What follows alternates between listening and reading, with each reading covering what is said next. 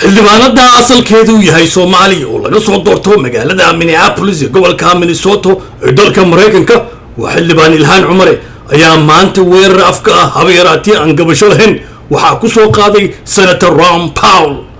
Mr. Ron Paul ayaa wuxuu yiri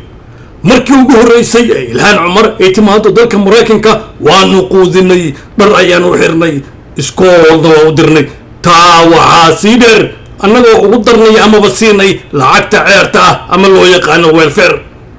aniga hadda oran maayo Ilhaan Cumar xoog hal lagu tarxiilo laakiin tigidkeeda ay Soomaaliya ku tagayso wax ayaan ka dhiibaya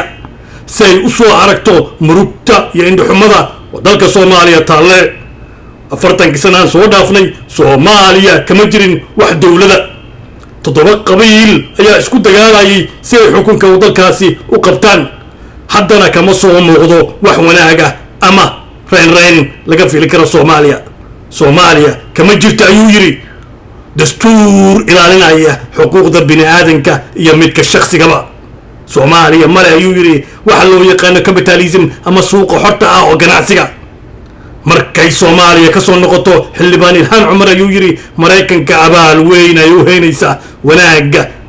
iyo abaalka uu galay Senator Ron Paul ayaa wuxuu yiri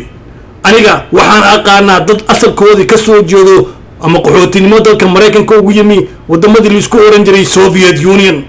dadkaas oo ah dadka ugu wanaagsan ee cusub ee Mareykanka dawladda Mareykanka iyo shacbiga Mareykanka iyo dalka Mareykanka abaal u haya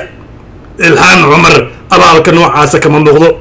hadallada ka soo yeeray Senator Ron Paul ayaa wuxuu ku difaacay madaxweyne Donald Trump iyo Ilhaan Cumar iyo saddex gabdhood oo kale ayaa ayaantan dagaal Twitter-ka u socday